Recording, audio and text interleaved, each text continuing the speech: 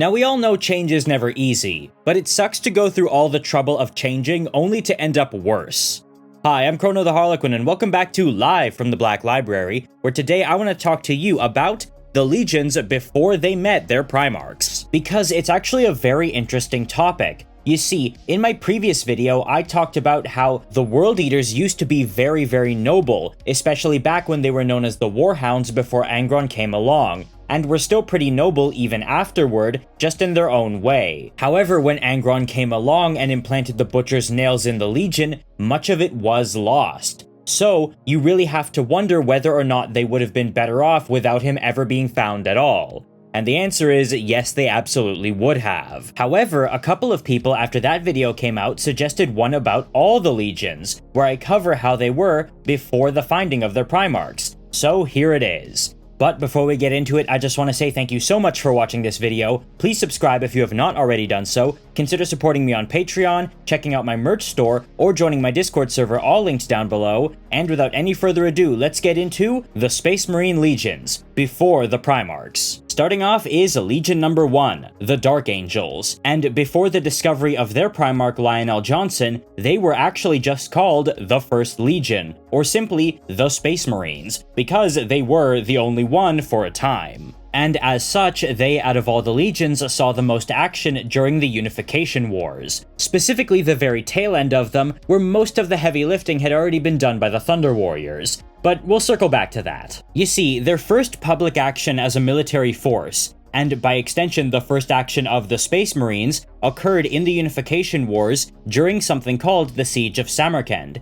in 668 M30, which was about 44 years before the official end of the Unification Wars. Here, 10,000 of the first Space Marines of the 1st Legion would go up against 200,000 gene-enhanced slave soldiers, each with the strength of about 10 men, all serving under someone known as the Great King of Akkad, one of the last warlords still standing, not under the Emperor's thumb. And this guy had actually managed to resist on several occasions the Imperial Army, the Legio Contagious, that being the Thunder Warriors, and the Adeptus Custodes. However, these 10,000 Space Marines, outnumbered 10 to 1, were able to take his fortress and kill him in only 10 hours, proving just how terrifying of a force they really were. Like, if you ever wonder why the Emperor actually bothered replacing the Thunder Warriors with Space Marines instead of just improving the Thunder Warrior formula a bit, this is why.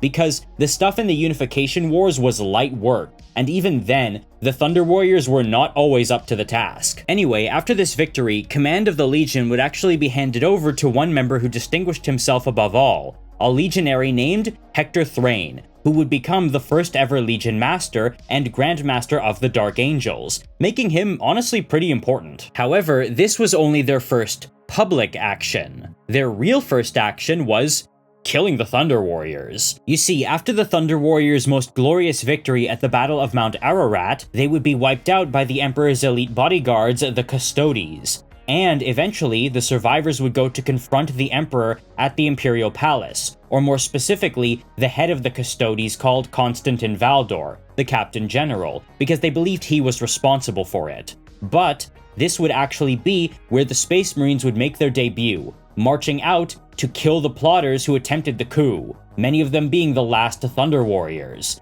However, not all of them were. Some of them were mercenaries, and here we can actually see just how raw these first Space Marines were, because the Dark Angels, or 1st Legion as they were called, really did set the blueprint for everything Space Marines would become hereafter. You see, during the fighting, a normal human mercenary hits a Space Marine with his shock maul right on the exposed cabling on the side of the first pattern of Space Marine armor. And this actually hurts it and causes it to shudder and stagger back for a bit. And this mercenary realizes these things are so new and raw that they're still literally learning how to fight. Yes, they're terrifyingly powerful, but they seem a bit awkward, like they're still just puzzling it out. However, this Space Marine regains his footing and knocks him on the ground. But before it kills him, he says, "At least I taught you something. You'll watch your cabling next time." And I know it's just one throwaway line from one throwaway character barely introduced in the book, but for some reason, that statement in that moment just strikes me as something so badass for a human to say, especially confronted with the first ever Space Marine. So it would be the First Legion who wiped out the Thunder Warriors once and for all. And this actually set the tone for much of the Legion's pattern of behavior, because this was meant to be kept as a closely guarded secret. No one was allowed to know about this. So it set the tone for the Legion being prodigious secret keepers. The kind of Marines who will kill anyone in order to make sure operational security stays intact. Also, the Emperor would give them, to this end, a lot of very powerful weapons, like vortex bombs, atomics, and so on. Real exterminatus grade stuff. And we know them having rare, highly destructive exotic weaponry is another characteristic of the Legion that has persisted 10,000 years later. And all things considered, they exceeded expectations and performed phenomenally under Hector Thrain. But maybe a little too well, because they started to get cocky. They began looking down their nose at the entire rest of the Imperium and even the other legions, who were only numbering at this point in like the couple hundreds. But this led them to believe that they had basically hit the zenith of what a Space Marine could be, and they actually stopped improving. So they began to stagnate. All while the other legions would continue to improve and refine their fighting styles and win more and more glory for themselves, while the Dark Angels kinda just coasted and sat on their laurels. Eventually, they would start bickering amongst themselves more and more, being jealous of each other and so on, as opposed to looking outward. And this would all come to a head during the Battle of Canis Baelor, where they would suffer a catastrophic defeat at the hands of a Xenos enemy, the first time they had ever tasted defeat on the battlefield. And Hector Thrain, recognizing that his hubris had led them to this point, stayed behind as a rearguard while the rest of the Legion evacuated, sacrificing his life to save his brothers. But this wouldn't be the wake-up call you think it would be, and instead, they wouldn't be able to elect a new Grand Master and would start bickering amongst themselves even more. So much so that Malcador had to step in and appoint someone for them, a Marine named Urain Vendraig. However, despite his best intentions, Vendraig wasn't very good at his job, and failed to actually unite the Legion, which was becoming increasingly divided internally. This would all come to a head when the First Legion encountered the Rungda for the first time, an absolutely vicious Xenos species with their own massive empire that would bedevil the Imperium for quite some time, and bring it to the brink of collapse. The First Legion would be handed defeat after defeat by the Rungda in the first of the Rongdan genocides, something that was very much exacerbated by the fact that they just weren't fighting sensibly. They were being reckless, and trying to regain as much glory as they possibly could, something that would lead to Vendraig getting himself killed in a poorly planned assault. This laid bare just how much the First Legion had fallen. They had gone from being the First Legion to the Burnout Legion. Again, by now, many of the other legions were making names for themselves, and almost half of them had their Primarchs by now. And to that effect, Rabute Gilliman would admonish the Legion for their failures and their wastefulness. But did this spur them to action to get their act together and actually start doing things right? No, of course not. What are you thinking? Instead, they threw a Legion-wide tantrum. And I do mean tantrum. They literally split up into small groups among the stars to try and win glory and, quote, seek vindication. And by that, I mean they would just throw themselves into battle without any regard for their own lives or any kind of collateral damage, basically just wreaking havoc across the galaxy rather than admit they needed to change at all. However, Lionel Johnson would eventually be found, and earned the respect of his Legion by basically wrestling some of its members in full Terminator armor to the ground. But still, the Council of Masters, that being the ones quote-unquote running the Legion, were actually very worried about him, because some of them thought, oh no, he's gonna think we're pathetic, I mean look at us these days, while others thought, hey, what's this outsider doing? He might be our father, but he just doesn't get us. Still though, the Lion would actually be able to bind them all together and set the Legion on a new, far less self-destructive trajectory. However, it would be Lionel Johnson's adoptive father, Luther,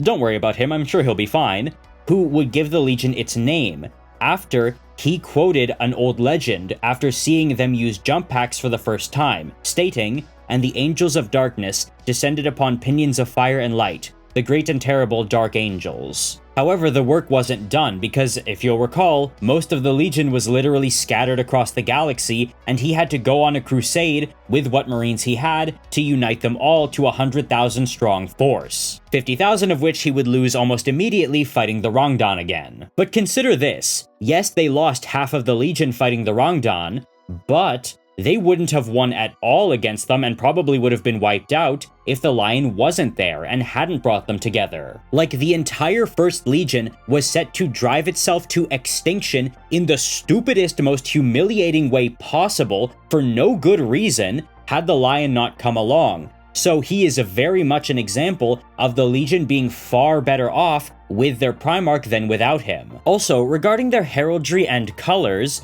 initially, in their first ever battle, which technically wasn't recorded, they're described as having unpainted armor, which is basically gunmetal gray. However, we see, as far as we can tell, their armor being generally black thereafter. But again, we haven't actually seen them without their Primarch. We can only just assume that they were wearing black. However, Lionel Johnson, when he came, would allow them to start painting some of their armor green, or fully green if they wanted to, in memory of the war against the great beasts of Caliban. This would take on a new meaning, however, with them actually shifting to all green after the destruction of Caliban in memory of their Lost Forest homeworld. And one thing I realized I just forgot to mention was the origin of the troops that would make up the First Legion. Because you see, a lot of those early Primarchless legions had their initial wave of troops recruited from not across Terra itself, though many did have it like that, but rather from a very small specific region of Terra, leading to a distinct identity in the Legion.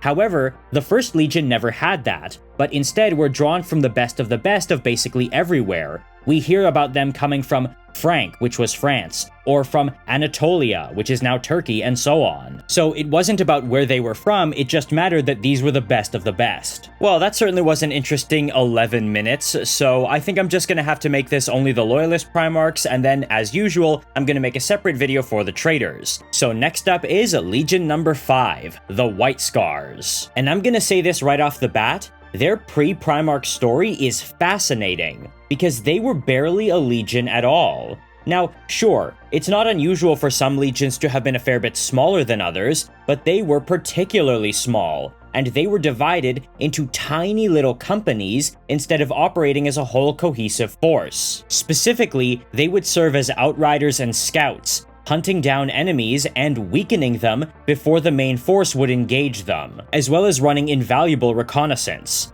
As such, you could really consider the Proto-White Scars, or Star Hunters as they were known, to be the template for what would become known as Scout Marines. However, there is a bit of an interesting issue, and it's that we see some of their earliest engagements allegedly having been during the Unification Wars. Yeah, that makes sense. I mean, the Dark Angels fought for about 44 years in the Unification Wars at the end. But for the Star Hunters, the problem is they're stated to have been fighting during the same time as the Thunder Warriors were active. From the Horus Heresy Campaign Book number 8, Malevolence.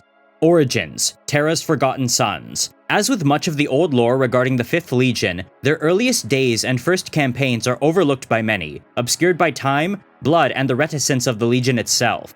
Yet in these beginnings can be seen the shadow of the Legion's future. Even from their inception, the 5th Legion were held apart from their brothers, rarely found in massed ranks among the assembled hosts of the Unification Wars. Yet, they were one of the first legions to draw blood in the name of the Emperor. Taken first from the techno-nomadic tribes of the Thulian Basin, whose hardy stock had traversed those icy wastes in vast mechanized crawlers throughout the long years of the Age of Strife, and later from the wider stock of Terran recruits, the warriors of the 5th Legion were the Unification's eyes and ears. While some of the earlier legions, such as the 16th, were committed to the front lines of the initial conquest alongside the Emperor's Thunder Warriors, the 5th Legion was granted the solitary duty of seeking out the hidden fastness of the many gene-wrought demagogues and warlords that ruled the war-ravaged surface of Old Earth. So not only does this state that the Star Hunters were active at the same time as the Thunder Warriors, but that the 16th Legion, that being the Luna Wolves, were literally active alongside them. But we know that can't be true, because in the book Valdor the Birth of the Imperium, we see the Thunder Warriors, who have already been massacred and quote-unquote disappeared or unpersoned, meet the Space Marines for the first time, with their leader Ushatan literally wondering, what are these things? and them being crazy effective compared to the Thunder Warriors. And furthermore, apparently some of their earliest campaigns were against the forces of Ursh, which was one of the warlord kingdoms of Old Earth, before the Emperor took it over. But that again doesn't make sense, because we know the Thunder Warriors are the ones who overthrew Ursh. Specifically, some of them having episodes of PTSD literally scream about the tyrants of Ursh must fall. Well, that being some of those ones that have survived the Purge and are living in hiding amongst the ruins of Terra. In fact, the conquest of Ursh is literally mentioned in an in-universe book called The Chronicles of Ursh, written by the people of Ursh themselves, specifically their tyrant king. Basically, a perspective of the people conquered by the Emperor on the receiving end of the Thunder Warriors campaigns. So there's very clearly a blaring difference in lore between Horus Heresy Book 8 Malevolence and Valdor Birth of the Imperium. But here's the thing, Campaign Book Malevolence came out in April of 2019, and Valdor Birth of the Imperium was released in March of 2020. This really makes you wonder just how much internal communication there is at Black Library and Games Workshop to make that happen. And I know it sounds very, gee, I sure hope somebody got fired over that blunder of me to say this and point this out, but still, a turnaround time of less than 11 months on lore like that is pretty abysmal. However, here's another thing that I found fascinating in this little lore snippet, and it's the fact that the original recruits for the Star Hunters were not actually Mongolian or Asiatic. You see, it is stated later on, when the White Scars are a thing, that they prefer to get their recruits from planets of Asiatic stock for the sake of homogeneity, even if those recruits are coming from Terra itself. But that's not always the case. However, here, we see that they come from the quote-unquote Thulian Basin. That is actually a real geographical area. Specifically, it covers the region of the Northern British Isles, especially Northern Ireland, Iceland, and Eastern Greenland. You ever see those beautiful hexagonal basalt columns in Ireland? Those are actually part of the Thulian Plateau, which is part of the Thulian Basin. Meaning that, while the White Scars we know and love are very much Mongolian, their original predecessors, the first generation of Star Hunters, were Irish, Scottish, Icelandic, and Inuit. So have fun rattling that around the brain for a little bit. But notice how I said the very first generation of Star Hunters. That's because, after the Legion started gaining more traction and, just carrying on, they didn't stick to only recruiting from that area, and would instead recruit from basically anywhere. And this led the 5th Legion to being a legion in name only, honestly. Every single company had their own heraldry, their own colors, their own traditions, and when the Great Crusade started kicking off and they started pushing into the Sol system,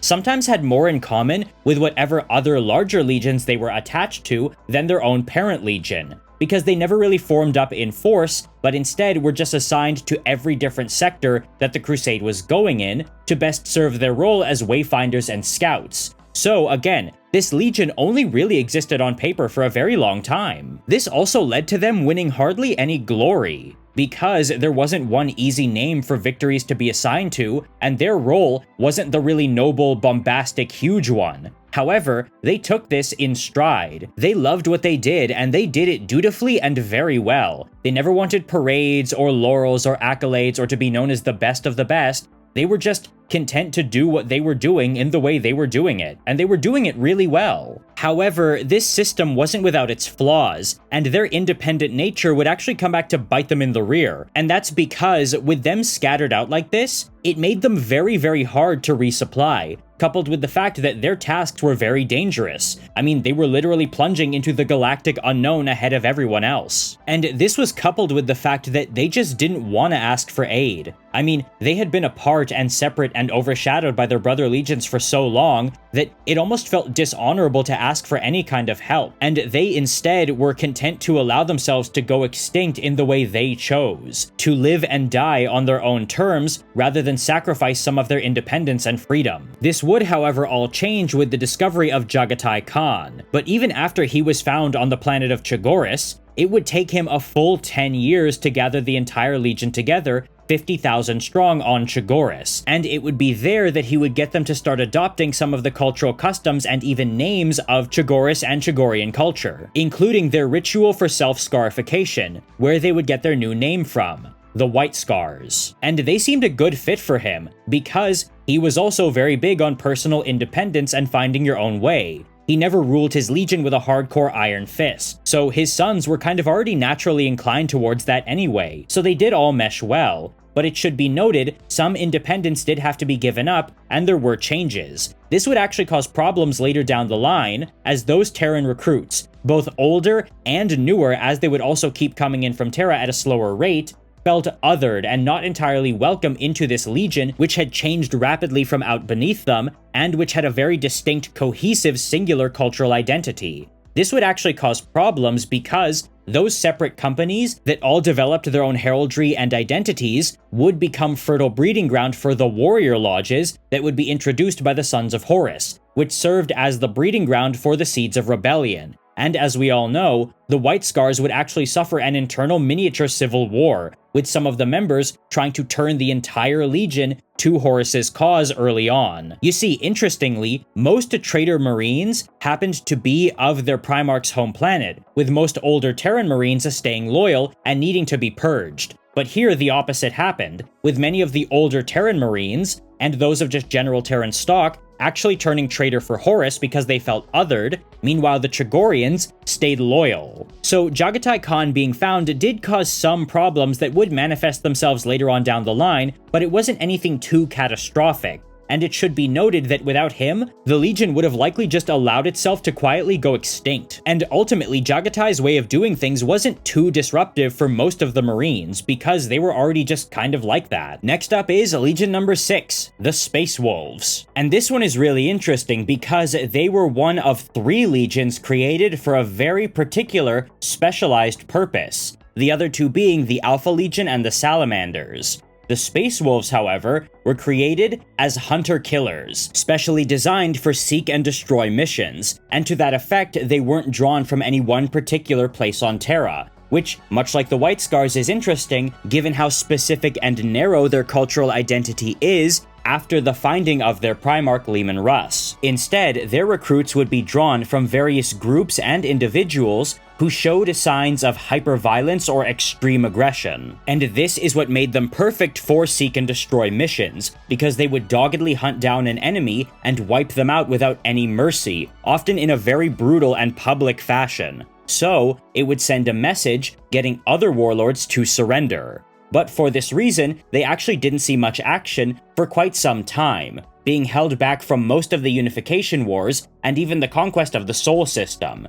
After that, though, they would be used to put down rebellions and otherwise bring the Emperor's vengeance to any populations that deemed deserving of it. However, this meant, again, they were very restrained, and the Council of Terra, as well as the Emperor, seemed hesitant to use them. Also, much like the Salamanders and Alpha Legion, known as the Trifoil Legions, they had something weird with their gene seed that was never fully understood or recorded, but meant they were created for a very specific purpose. I believe this has something to do with the Canis Helix, the very specific genetic mutation that appears in the people of Fenris. But then that begs the question, how would that have been known in their planning if they didn't expect the Primarchs to be scattered like this? And if they just happened to use Fenrisian genetics, isn't it a little weird that Fenris was the planet the Chaos Gods put Leman Russ on?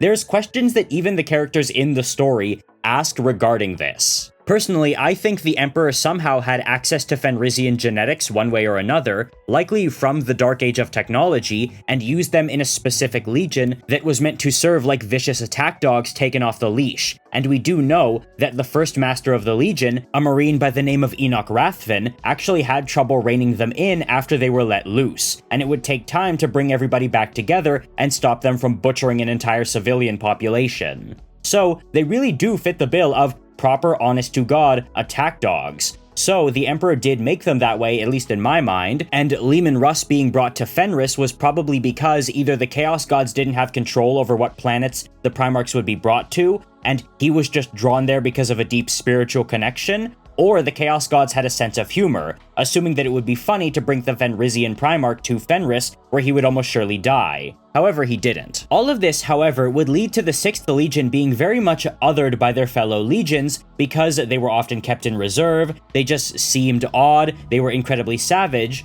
and they were known to be very, very violent, but in an uncontrolled way. Ironically, they would actually often be compared to the Warhounds, that being the Proto-World Eaters, because while they were both very violent, the the Warhounds were seen as honorable and dutiful in their application of violence. Meanwhile, the 6th Legion was known as just violent savages. Again, very ironic.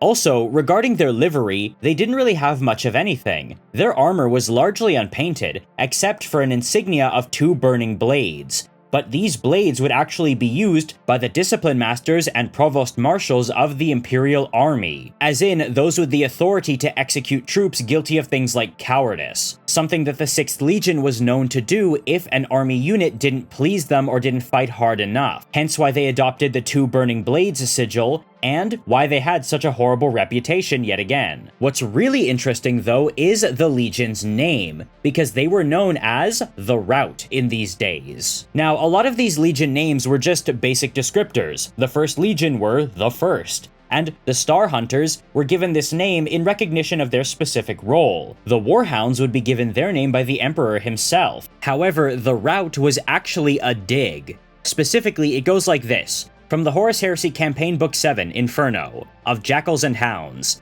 The 6th Legion's reputation amongst the wider forces of the Great Crusade by its 2nd decade was by this point something of a mixed one. They had an inarguable track record of success and had won numerous battle honors, but accusations and stories of unneeded collateral damage and casualties among human civilian populations where they fought were widespread. It was said long before the influence of Fenris and its culture that there was something of the bestial in the Legion's warriors, something readily apparent in the first foreshadowings of a mark of what was to become later known as the Canis Helix upon them. See, exactly like I said, though insufficient time had yet passed for this to become so very pronounced. More than this, some had concerns that the 6th Legion were said to be an internally fractious legion, ruled more by the strength of its officers than obedience to legitimate authority, and violence and factionalism within the ranks was said to be far too common.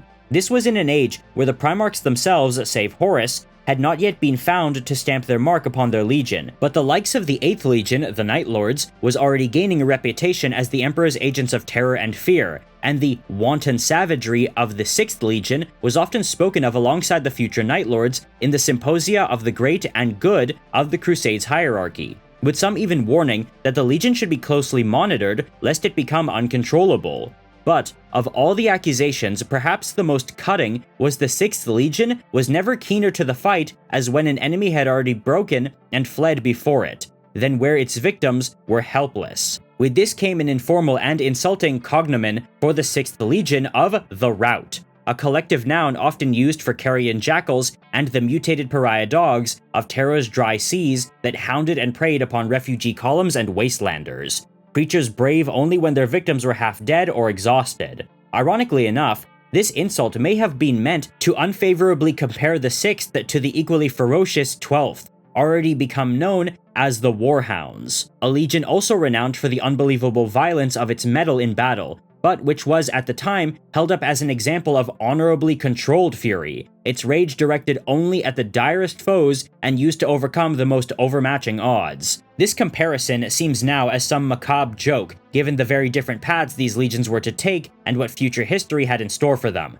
paths directed in no small measure by the effect that the finding of their Primarch was to have upon them both. That change, and truly transformative it would prove to be, was not long in coming for the 6th. You see, that's actually because Leman Russ would be the 2nd Primarch found after Horus Lupercal. Again, I just find it really interesting that these guys were seen as worse than the World Eaters and comparable to the Night Lords back in the day. But what's really fascinating is the name, the Rout, because to rout is actually, in our language, to rout from a battlefield, to break and flee in a panic, which was, historically speaking, when the most casualties would be inflicted in old classical and medieval war, after one side broke and ran and were cut down. And specifically, that name was given to them as an insult, but it actually stuck, even after Leman Russ was found. You see, most of the other legions would abandon their old names altogether, barring the Dark Angels, because all legions do get called by their numerical designation, so the 1st Legion still very much applied. But here, they still continued to refer to themselves as the Rout, or the Vilka Fenrica, meaning the Wolves of Fenris, Both of those terms would be used within the Legion interchangeably and by Leman Russ himself, who would often refer to the Legion as his Rout, kind of like how Jagatai Khan would often refer to the White Scars as his Ordu or his Horde. The name Space Wolves would only actually be applied to them by outside observers, and only gained popularity among academic circles and within the rest of the Imperium. But whenever outsiders interacted with them, at least during the Crusade and Heresy eras, they would just kind of ignore the term, or correct them and say, actually, we call ourselves the Rout, or the Vilca Fenrica. And I kind of wonder why that is, but my theory is that maybe Leman Russ just didn't realize that he could rename his Legion, and then by that time it was too late or he didn't care. You see, the first Primarch found was Horus Lupercal, who didn't actually rename his Legion away from Luna Wolves to Sons of Horus until after he was named War Master. And similarly, Leman Russ, who was discovered a little bit later, probably didn't realize that he could, and just didn't care. So now we have to wonder, how important was Leman Russ's finding to the survival of the Rout?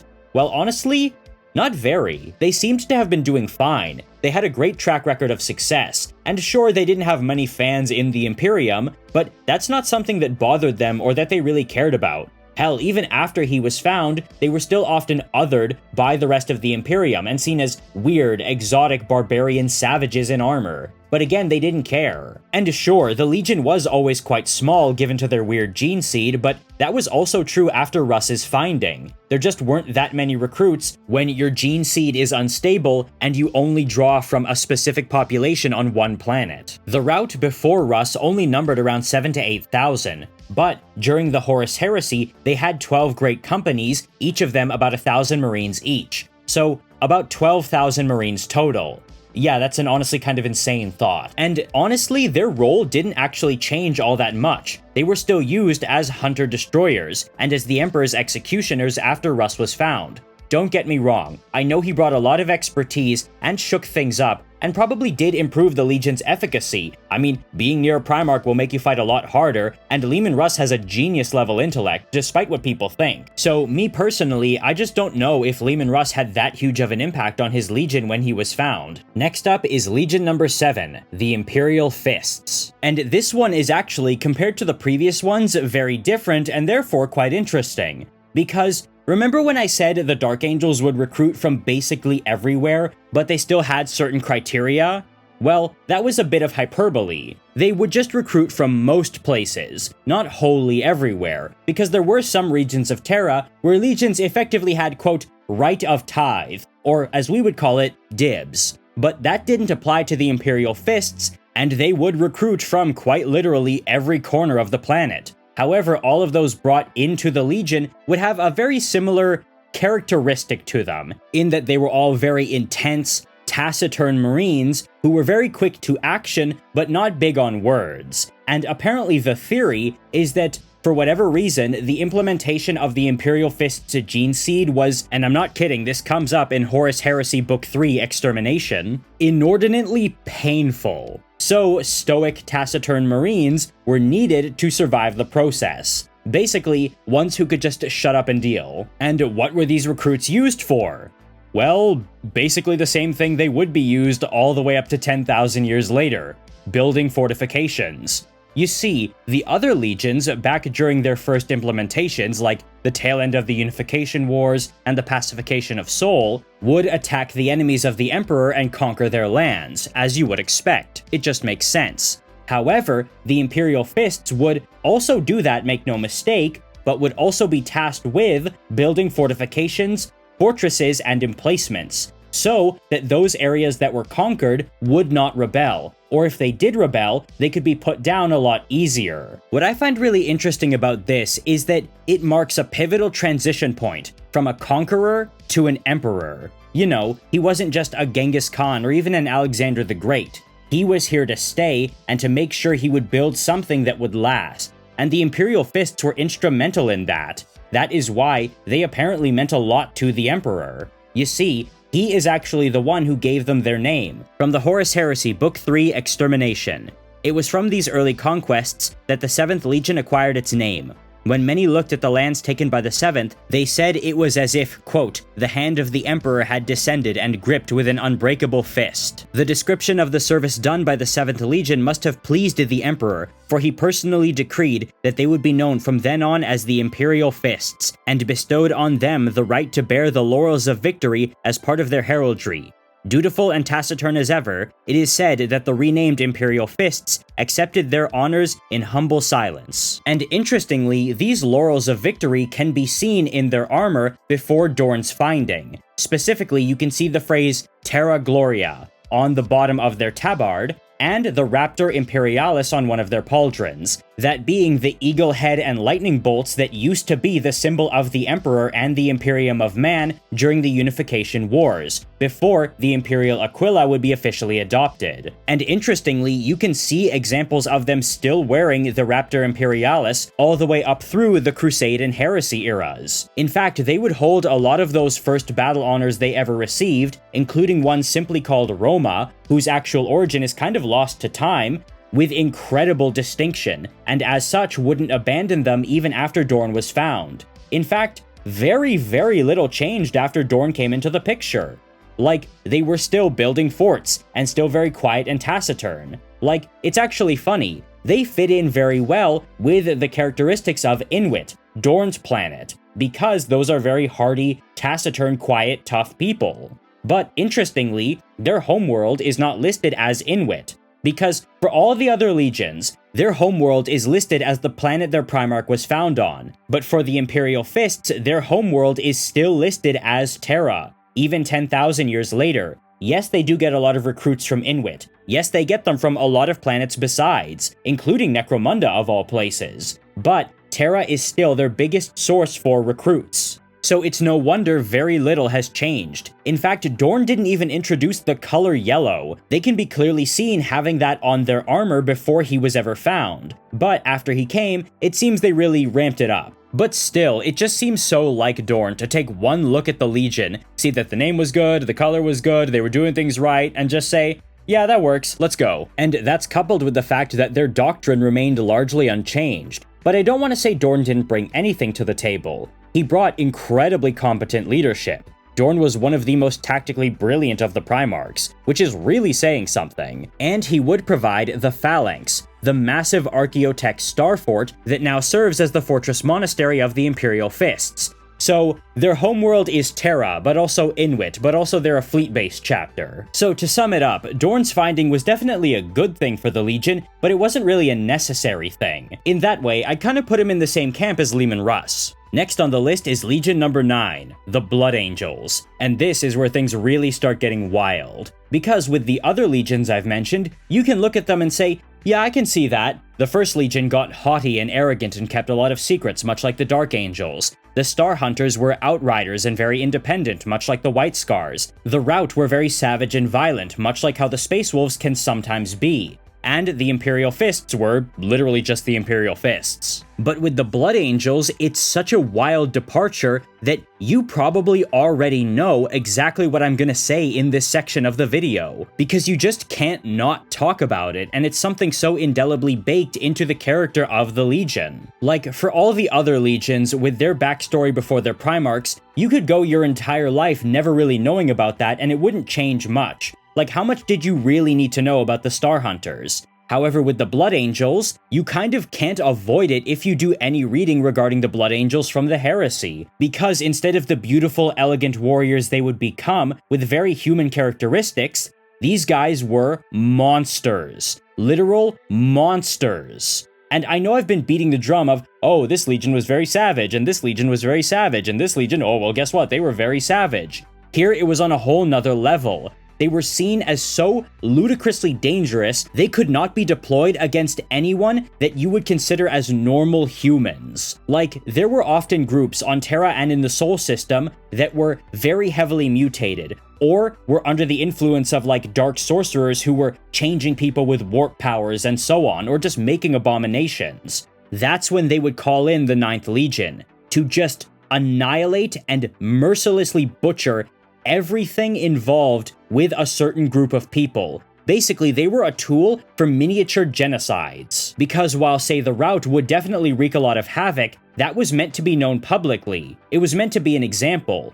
But with the 9th Legion, they were meant to make things disappear, because some things were too dangerous to really be known about or to exist in the historical records. Some things the Emperor just wanted gone forever. However, interestingly, these were some of the groups and peoples that the 9th Legion would be drawn from. The dispossessed, the downtrodden, the lost, oftentimes cannibal tribes or mutant barbarian groups. They would be taken and molded into these beautiful Marines through Sanguinius's gene seed, but still, they actually had corrupted origins. And as such, much of the 9th Legion's deeds would go unrecorded. But that didn't stop their notoriety from spreading, because whispers have a way of outliving the voice. And fascinatingly, an entire religion would form around the 9th Legion amongst those groups who aspirants might be taken from for them, those subhuman, mutated, abhuman groups. However, as you can imagine, it was ruthlessly stamped out by the Imperial Truth, because it was technically a religion. But still, this is, oddly enough, the first ever instance we can see of Space Marines being seen as the Emperor's angels. However, one rumor would not be stamped out and would survive, and it was the one surrounding mass cannibalism, earning the Legion the name of Eaters of the Dead. And interestingly, we know this was absolutely true, because they suffered from a genetic defect called the Red Thirst, which caused them to both eat flesh and drink blood. However, the origin of this genetic defect is actually very fascinating and is, oddly enough, by design.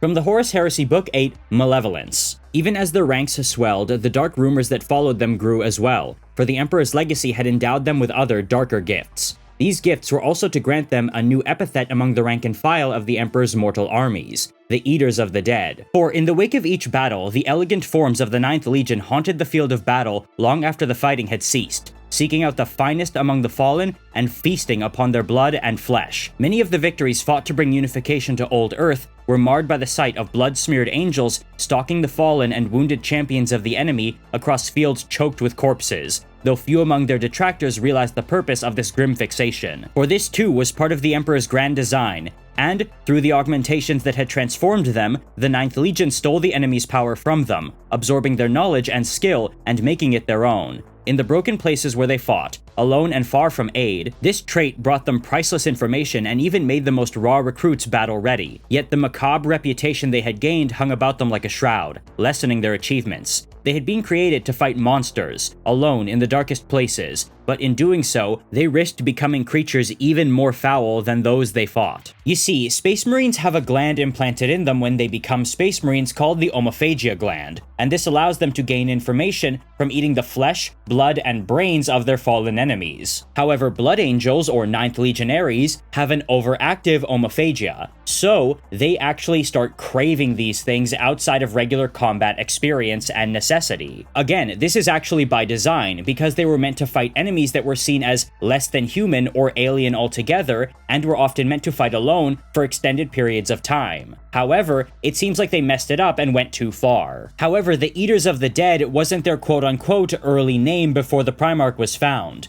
That would actually be the Revenant Legion. And the reason for that is because they would often go off, especially during the conquest of the Sol system, to very isolated, difficult campaigns, such as the reconquest of Neptune's moons, which were occupied by vicious Xenos, and reappear sometime later after having made no contact with an entirely new set of Marines, because they're incredibly efficient at replacing battlefield losses, because they just recruit from whoever the hell is available, rather than the best of the best. So, a lot of those original Terran Blood Marines would die on Neptune, but the Legion was still always one of the largest, because they would just keep recruiting Neptunian dregs. So many of them that found Sanguinius were from Neptune, and it would be for this reason, their vanishing and constant renewal, that they would be given the name Revenant Legion by none other than Malcador the Sigillite himself. And that wasn't in a good way. He was ill at ease with them, and many of the higher-ups in the Imperium tended to feel the same. In fact, one of the reasons for their very brutal method of waging war was the fact that the rest of the Imperium wouldn't give them things like vehicles, artillery, tanks, or anything, so they were just equipped with their bolters and blades and jump packs. because they didn't trust them with anything else. This massive othering and kind of a forgottenness of the Legion led to them actually forming good relations with the Iron Warriors and the Warhounds. However, unlike those legions, the situation would get so dire that they would actually be considered for obliteration. That being the entire erasing of the Legion from history. All the Marines gone, all records of them expunged. Now, many people tend to believe that this is just because the Legion was incredibly brutal, and make no mistake, that was a large part of it. I mean, they were known to again turn on their own Imperial soldier allies and eat enemies in front of other enemies in order to demoralize them. It was generally understood that these guys would not have a place in the sun when the Imperium was actually done with the fighting. They ran the risk of becoming genuinely a liability. But that alone isn't enough to get them on the shortlist for obliteration, because why then were not the World Eaters or Night Lords put on that list as well? It was actually the brutality as well as the worship. Those cultists and followers and red priests that would follow them around and start worshipping them. It was actually undermining the Imperial truth.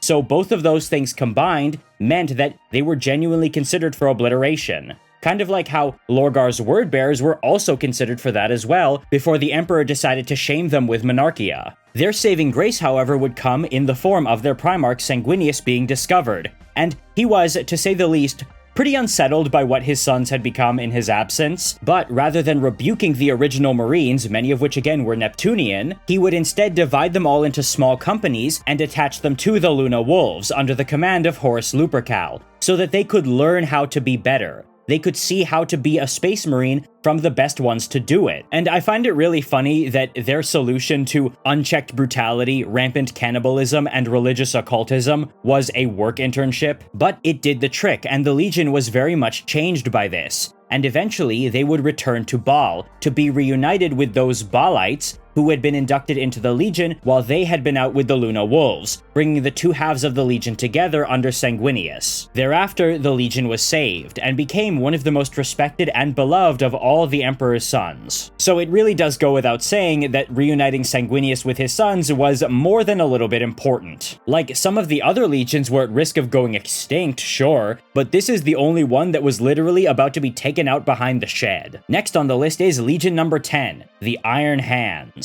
And please contain your shock, everyone, but we actually don't have much. You see, the Iron Hands would initially get their recruits from Old Albia, a region of Terra that actually spanned much of the northern part of it, specifically like the polar ice caps kind of region. It's also a similar region to where the White Scars had been drawn from as well. However, the Iron Hands would not really distinguish themselves very much. Now, granted, they weren't slackers, they were doing very well, winning victories and so on, but so were the other legions, and many of their earliest campaigns didn't really give them anything too distinct to show off with. What, are you telling me people were forgetting about the Iron Hands and they were just kind of blending in with the crowd? Say it ain't so. However, this would all change with their liberation of a world called 0234, otherwise known as Rust.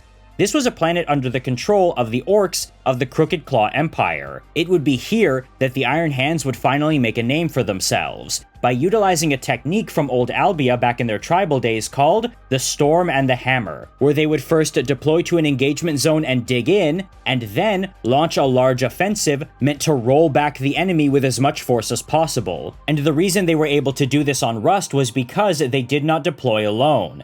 You see, while they hadn't distinguished themselves very much as Space Marines, they had forged very good relations with the Exertus Imperialis, that being the standard troops of the Imperium. So first the mortal troops would deploy to the planet and dig in several different fields near the Orc center. This would be the Storm, and they would hold for quite some time until the 10th Legion, led by their first ever Legion Master, Amadeus Duquesne, would deploy in force, as the Hammer. And from there, they would slowly march their way forward, supported by tanks, dreadnoughts, artillery, and everything else they could throw at the enemy, laying down a giant wall of fire to just grind them to dust, to make sure the orcs could not prosecute a campaign any further. This would remain one of the Legion's proudest victories for a long time, and it would be from here that they would get their name, Stormwalkers. And it would also cement the actual fighting style of the Iron Hands. very much a combined arms effort meant to slowly and methodically pound down the enemy, and this strategy would prove so effective that other legions would also seek to emulate it wherever they could.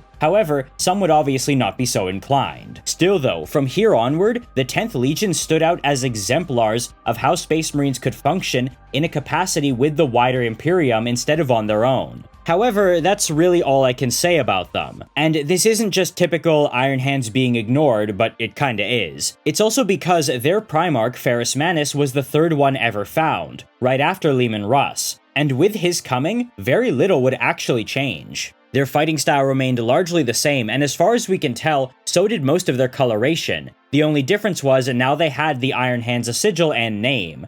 And obviously Ferrus Manus' very good leadership, because he is actually noted by Horus to have been one of the best generals among the Primarchs. Specifically, Horus was very pissed when he found out Fulgrim couldn't turn Ferrus Manus and his legion because they, quote, understood war better than any of the other Primarchs or legions, and if they had them, they would already, quote, be at the gates of Terra by now. The entire heresy plan actually hinged on the Iron Hands and Ferrus Manus, but it was not to be. So they knew if they couldn't get them, they had to remove them from the fight as soon as possible. Now, I really feel bad making this section of the video as short as it is compared to all the others, but again, I really just don't have a lot to say. The coming of their Primarch didn't affect them all that much, but it was a nice touch. Next on the list is Legion number 13, the Ultramarines. Now, the Ultramarines are very fascinating, because their initial waves of recruits came from some very specific places, that being the Maglev clans of Panpokro,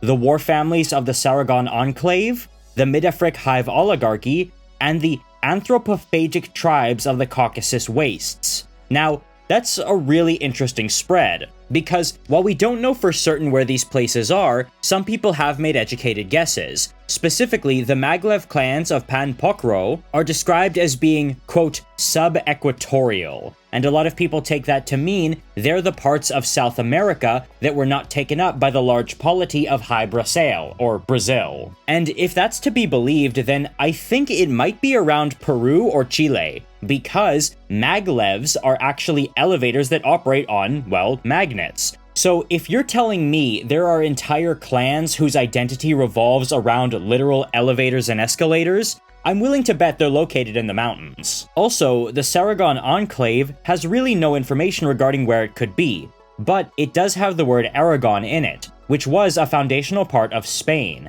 And the S in Saragon could be S for Spain, so maybe it's like Spanish Aragon became Saragon. So they could be partly Spanish.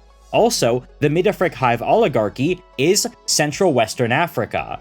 That's because we already know about the Nordafric Conclaves, which is North Africa, is taken up by a large state called Abyssinia, that being Ethiopia. And also there is Sa-Afrique, which presumably is South Africa. Interestingly, I mentioned Sa-Afrique in a previous video, specifically the one about the World Eaters. However, a commenter actually said, hey, I know you said that could be South Africa, but Sa-Afrique is very similar to what we call the area around the Central African Republic in that area itself, so it might be that. And while that was a very interesting thought, it does seem to not be true, because it seems like the CAR would be part of Mid-Afrique. I really need to make that pre-unification Terra video. However, back on track, that means the Ultramarines would have gotten a lot of their initial recruits from around the area of, say, Ghana, Guinea, Nigeria, and Cameroon. And lastly, we hear about some being drawn from, at least in the very end stages, the anthropophagic tribes of the Caucasus Wastes. And anthropophagic is actually a very fancy term for cannibalistic, with the Caucasus Wastes referring to the area around the Caucasus Mountains, which is anything from Caucasian Russia, Georgia, Azerbaijan, Armenia, and northern Iran. Now, I know I'm going about comparing all of these to, say, modern current populations, but it should be noted, this again takes place, like, almost 30,000 years in the future. So how analogous these populations and ethnicities are to what we have now really is up for debate. But considering the fact that when we see actual characters from Abyssinia or the Nordafric conclaves in the Siege of Terra, they're depicted as having East African and North African accents, as well as characters from the quote dragon nations being straight up Japanese like Katsuhiro, it is pretty clear that there has been some kind of ethnic continuity in these regions. So with that very high diversity in mind, you're probably wondering, why here? Why these places that seemingly have nothing in common? Well, it's actually because all of these places held out very ferociously against the Emperor's advances, and were some of the last places on Terra to fall. In fact, most of the people in these regions actually had to be almost entirely wiped out,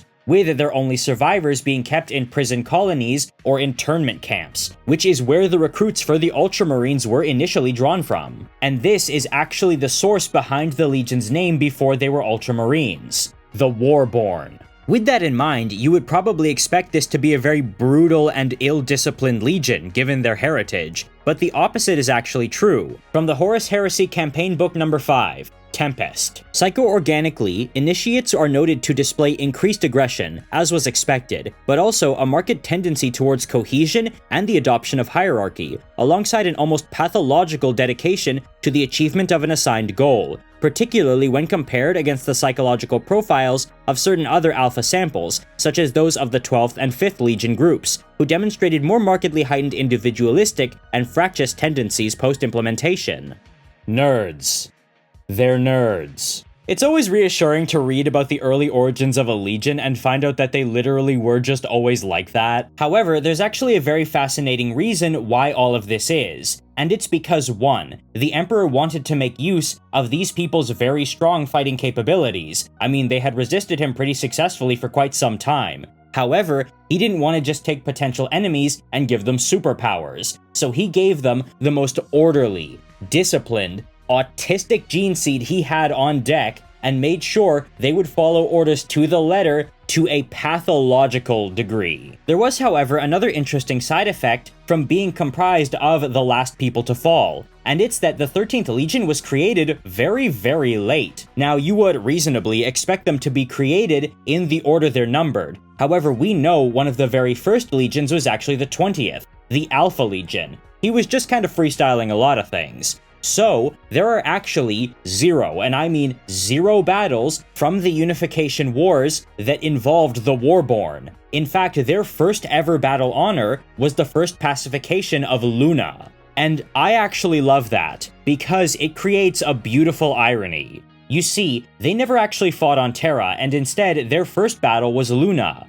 And interestingly, the Ultramarines, the ones who succeeded the Warborn, never fought on Terra during the Siege of Terra, despite being the ones to relieve it. And spoiler warning for the book Ashes of the Imperium, which I'm currently reading through, but their first actual battle after the Siege of Terra was lifted without them actually really firing a shot on Terra itself was the reconquest of Luna that was still in the hands of the Sons of Horus. That's just something I find very interesting. And another thing about the Warborn that I find very interesting is their heraldry. Because, yes, they are known to make great utilization of the color blue, the various individual companies would also have different affectations, such as one company called Nemesis, which had black gauntlets and blue helms, and took a justice scale as their symbol. You see, as these companies earned their own battle honors, they would display them on their armor without sacrificing the wider cohesion of the Legion aesthetic. It's kind of like what the Star Hunters were doing, but not as fractious. You know, a more mid-range kind of individuality among the different companies. They were very big about their battle honors and achievements, but not in a way that made them too pompous or self-absorbed. However, there was one campaign in particular that absolutely took the wind out of their sails, and it would be a defining engagement for the Warborn, and I'm talking about the Osiris Rebellion. This occurred when the worlds of the Osiris cluster went into rebellion against the Imperium, worlds that the 13th Legion had conquered very early on. However, this would be no simple reconquest operation, because it turns out much of the human population of the Osiris cluster had been psychically enslaved by a xenospecies of previously unknown origin, and as such were proving to be a real problem for the Warborn, who were then led by their Lord Commander, Gren Vosotho. However, their attempts to retake the cluster were wildly miscalculated, and they ended up both bogged down on the planet and very heavily assailed in the Void, to the point where Vosotho, seeing how much of a blunder this was, ordered the fleet to make a withdrawal and held a rearguard on the planet, allowing as many of his men to escape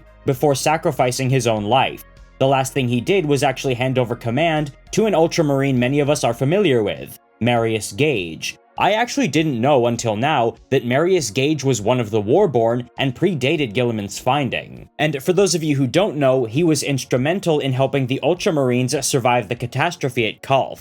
The Warborn would escape after suffering very heavy losses, and resolved to return and finish the job properly. However, when they got there, it turned out that the Xenos, which they named Osirian Cybirds, had already quit the system, and it would be in the wake of this embarrassment that Guilliman would be found. And one of the first things he would actually do would be to resolve to hunt down the Cybirds by any means necessary, and eventually they would, finally wiping out the species that had humbled them.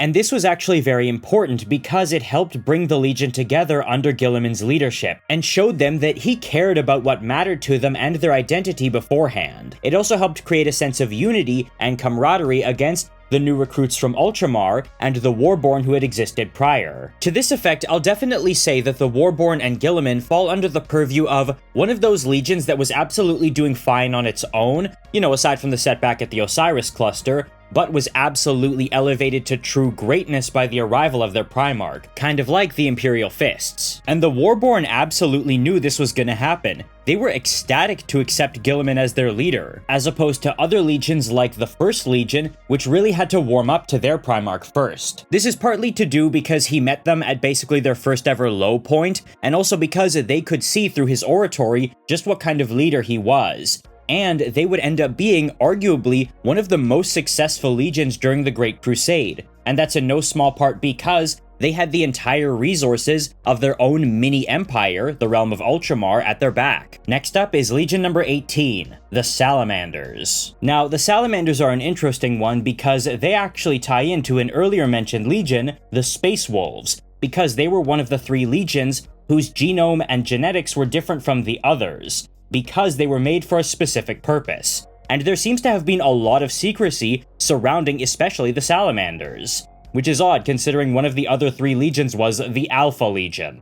For example, their legion name before Salamanders was the Dragon Warriors, but we actually don't know when or how they got that name. In fact, information about them was so sparse and secretive, including where their initial recruits even came from, that this left them kind of alienated from the other legions. This would all, however, change with their first recorded military action during the very tail end of the Unification Wars, the assault on the Tempest Galleries, which was actually a battle against some of the holdout populations in the Caucasus Wastes, the survivors and children of whom, if you'll remember, would go on to form one of the backbones of the nascent Warborn Legion. You see, the reason they had held out so long wasn't just because they were, well, ferocious and cannibalistic, but also because they had a lot of Dark Age of Technology era tech at their disposal, including massive geothermal generators and metallurgy techniques unknown to the rest of the Imperium. This is all coupled with the fact that they were based in mountain fortresses that were all but impenetrable from outside bombardment and assault. In fact, the Emperor's first attempt to take the Caucasus Wastes had failed, with the Imperium losing 10,000 Thunder Warriors and almost 1 million other normal casualties. So, as you can imagine, the fighting was absolutely hellish, with firestorms, superheated air, magma, and all of that being present on the battlefield, making it damn near unassailable. But this clearly is what the Dragon Warriors had been designed for, because they were able to weather the storm. And even though only a little over 1,000 of the original 20,000 Marines who set out on the campaign would survive, they earned immense honor for this, and finally got their place in the sun. However, it would take a long time for them to actually recover their numbers, and even after this, they would remain thereafter one of the smallest legions, often being considered the smallest alongside the Thousand Sons. And regarding legion sizes, I actually want to address something I said earlier. I said that apparently the Space Wolves numbered around 12,000 Marines.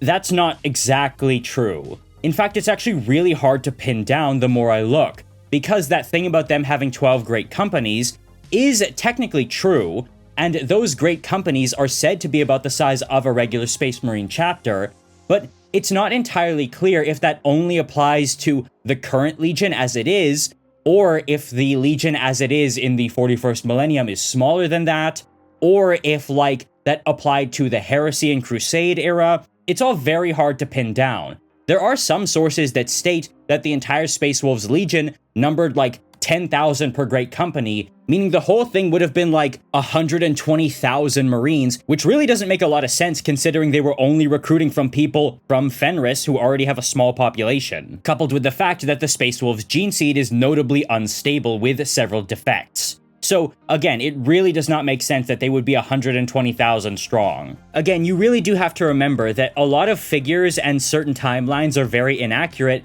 in the Horus Heresy campaign books. Like, that whole thing about the Space Wolves having around 120,000 Marines, or the Thousand Sons having like 80 to 90,000 Marines, comes from, again, the campaign books. Meanwhile, from the novels, we know from the book A Thousand Sons by Graham McNeill that there were about 10,000 Thousand Sons on Prospero when it was assaulted by the Space Wolves, and it would make sense why the Space Wolves actually did have a rough time of it and did suffer pretty substantial losses during that campaign, because the forces were kind of evenly matched. 10,000 versus like 12,000. However, that brings up the issue of battle losses, because we know these Space Marine legions were incurring very heavy losses across the heresy, especially those ones that participated in the Siege of Terra, on both sides of the war. But if the legion numbers are that small, like only 100,000 at most for the larger ones, and like 12 to 15,000 for the smaller ones, how do you even justify these kind of casualties? Again, it's all really hard to pin down, and it doesn't make that much sense. So while the numbers can be kind of nonsense, you just need to know that the Salamanders, Space Wolves, Thousand Sons, and Raven Guard are all very small legions. Back on track with the Dragon Warriors, though, their low troop numbers meant that they would not be deployed in force as a massive group like some of the other legions, and as such would be deployed in smaller groups along with other troops and legions.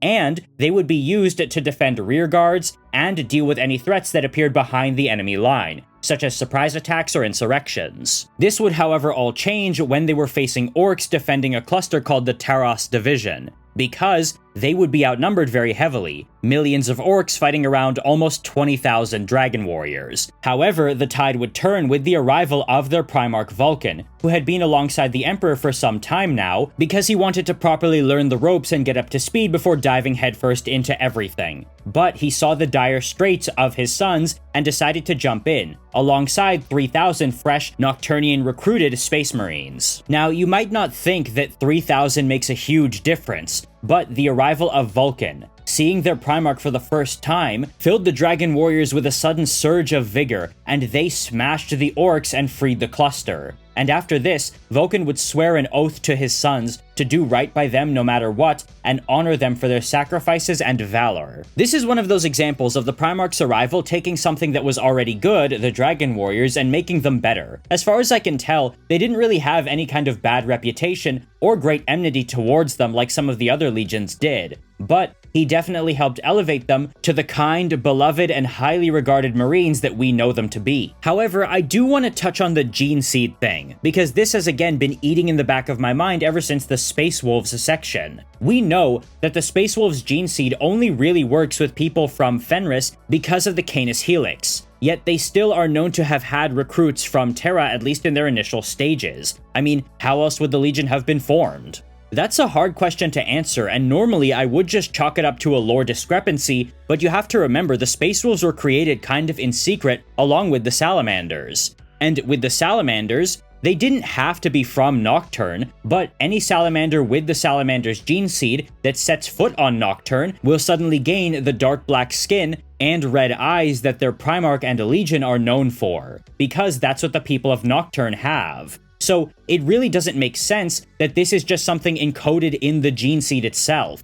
And it really does seem like the Emperor somehow knew that Vulcan, who shares those traits, would end up on Nocturne, or that Leman Russ, who clearly shares the traits of the Canis Helix, would end up on, well, Fenris. The best working theory I have is that the Emperor, during the Dark Age of Technology, gathered up a lot of different unique types of genetic material with the understanding that he might need to use them, specifically seeking out those variations in the human genome that were stable replicable, and actually had benefits to them, such as ones that could be found with the Canis Helix or in the genes of the people of Nocturne. I mean, we do know he had been laying these dominoes for a long time, but still, that doesn't explain why the Primarchs ended up on just the perfect worlds. It all just raises a lot of questions, and I don't expect us to ever really get any solid answers. Though, given GW's track record for lore reveals as of late, perhaps that's for the best. And finally, last on the list is Legion number 19, the Raven Guard. Now, the Raven Guard are kind of like the Blood Angels in that their pre-Primarch story is quite famous, and that's because it certainly ain't pretty. You see, the 19th Legion's initial troops from Terra were sourced from the quote Xeric tribes of the Asiatic dust fields, who had a harsh but technologically adept warrior culture. And this Xeric culture would have a very large influence on the Legion, especially since their Primarch would be the last one found. Well, second last if you believe the propaganda. You see, the 19th Legion would leave their armor generally speaking unpainted, but actually utilize some of the tribal war and face paint of their Xeric origins, all while they would serve alongside the Luna Wolves, led by their Primarch Horus Lupercal. And the two legions apparently got along really well. From the Horus Heresy Book 3, Extermination. In the Shadow of Wolves. The 19th Legion was created in the latter stages of the Unification Wars, but it would be almost 2 centuries before it was united with its Primarch.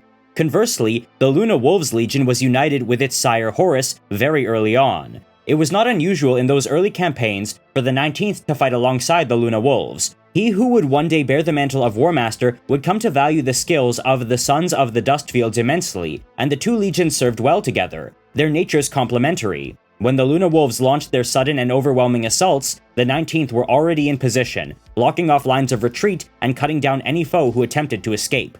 Those able to break through the lines were hunted down relentlessly, and captives were rounded up to be watched over by the brooding legionaries until declared compliant. Its warriors' capacity to switch from cold, impassive scrutiny to swift, brutal action soon made the Legion the subject of dread amongst those who would deny unity. When Horus led his Legion in the opening campaigns of the Great Crusade, he often requested that the 19th serve alongside his Luna Wolves. In those earliest days, many worlds rejected enlightenment and refused compliance, and so the blade of the 19th was there to strike, descending unseen, almost before ordered to do so. Others accepted their place in the new galactic order with grace and wisdom, and so the blade was withdrawn, its presence not even noted. In time, Horus came to value the 19th greatly. While the ranks of the Luna Wolves swelled with recruits from Chthonia, the 19th remained comparatively small. Some observed that Horus treated the 19th more like a chapter of his own legion than one with its own identity and destiny to forge. While the Luna Wolves developed their own culture, a product of its early Terran heritage meshed with the savage gang culture of Chthonia, the 19th remained close to their Terran roots, their demeanor not deviating far from that of the savage Xeric tribes. Their armor remained gray, although many legionaries were observed to apply war paint made of Asiatic dust to their faces on the eve of battle. This, among other factors, gave rise to the Luna Wolves bestowing several titles upon the 19th, the most common of which were the Pale Nomads and the Dust Clade. Aside from their tribal markings, the appearance of the 19th was notable in other ways. Under the effects of the 19th's gene seed, some found their skin growing unnaturally pale, while in a few, their already dark hair turned black as midnight. In a small number, their eyes turned entirely black, lending them a fearsome aspect that suited their inscrutable, watchful mien. Only later, with the coming of the Legion's Primarch, would the full import of these features become known and take hold fully throughout its warriors. Now, something that's really interesting to me personally here is the fact that before their Primarch was found, the Pale Nomads actually got along really well with the Luna Wolves. And the reason that's interesting is because Corvus Corax and Horus Lupercal straight up hated each other. In fact, it got so bad that they nearly came to blows, with Perturabo of all people having to step in between them and stop them from ripping each other apart. And the reason for this enmity was because, during a specific battle during the Great Crusade, Corax felt like Horus had scapegoated his legion, which was always very comparatively small, and caused them to take very heavy casualties so his legion could win the day. And reading this, it's really interesting because now it kind of seems like perhaps Horus thought he had the right to do so, given how closely he had been working with the 19th Legion beforehand. Maybe he just got so used to commanding them and using them as an extension of his own legion that it didn't cross his mind that this would be wrong and a massive overstep. Regarding the Pale Nomads though, we can see here that their fighting style was very interesting. They specialized in infiltration tactics and would get behind an enemy before ever striking, just suddenly materializing out of the darkness and catching them completely off guard, which made them very effective. But they were known to be very callous and cruel when dealing with enemies they had defeated or anyone they deemed as weak, something that calls back to their old Terran heritage, and something they would not abandon. And this actually caused Corvus Corax to not like the Pale Nomads at all. He only liked the Raven Guard that were recruited from Deliverance, and those Marines who had been Pale Nomads would be essentially banished, dismissed to far-off theaters where they would go unsupported and die hardly unknown, quietly serving the Imperium before they burned out. That is very interesting and incredibly unique. You see, we do hear about some Primarchs having friction with their Terran-born predecessors. I mean, Lionel Johnson had to literally physically beat them into submission, but not to this degree. Literally banishing them and instigating a purge? That's a whole nother level, at least by the standards of the Loyalist Primarchs. But given Corax's upbringing under the thumb of cruelty, he felt it was necessary because he knew he couldn't change them. Maybe this could have been different if he had been reunited with his legion earlier, but by this time it was just too cemented to be bred out of them, so they had to be replaced. Interestingly though, we know that some of those Terran Marines who were banished would go on to form a new chapter of their own after the Scouring, called the Carcharodons. Now, I know some people claim that's a theory, but in my mind it's basically all but confirmed, especially when you consider the fact that the chief librarian and oldest member of the Carcharodons chapter, named Te Kaharangi, is literally nicknamed Pale Nomad. Furthermore, we see that the Carcharodons have a very Polynesian and Maori aesthetic to them, with their shark-tooth-themed weapons and tattoos. This is relevant because those Xeric tribes from the Asiatic dust plains on Terra, where the Pale Nomads got their initial recruits from, were known to commonly fight with and raid the Yindonesian bloc, another pre-emperor state on Terra. And this is clearly Indonesia. So that means the Xeric tribes must have been nearby. And if we look at Indonesia on our current map, who do we see nearby but various Polynesian and Pacific Islander cultures? This is, I think, honestly, the only example of a Loyalist Primarch being introduced to his legion where it was actually bad for them. They were better off without him. Now, don't get me wrong, he was great for the Raven Guard, but for the Pale Nomads, he was absolutely horrible for them. He basically broke them. And you might think, hey, that doesn't count because the Raven Guard and Pale Nomads are the same legion. Well, Corax didn't really seem to see it that way. Honestly, they seem to have, as far as we can tell, been doing fine without him. They were a small legion, sure, but they were small after he showed up too, and they weren't really at risk of being wiped out or exterminated, and they weren't really seen as overly hated by the Imperium. Feared for sure, but not hated. And even then, the Raven Guard that came after weren't particularly loved either. They were seen as weird and esoteric and almost barbarous in some of their practices that the rest of the Imperium just didn't understand. Now, all of that would be fine. He would be seen as more neutral, aside from, the obvious boost to leadership and morale he provided, but him hanging up the old guard out to dry really does put him in the negative. But what do you guys think? Do you guys agree with my assessment of the Primarchs and their legions reuniting regarding who was more beneficial and more neutral? Which of these pre-Primarch legions do you think was the most fascinating? As always, I would love to hear what you guys have to say in the comments below. Please subscribe if you have not already done so, consider supporting me on Patreon, checking out my merch store, or joining my Discord server, all linked down below, and until then, I will see you in the next video.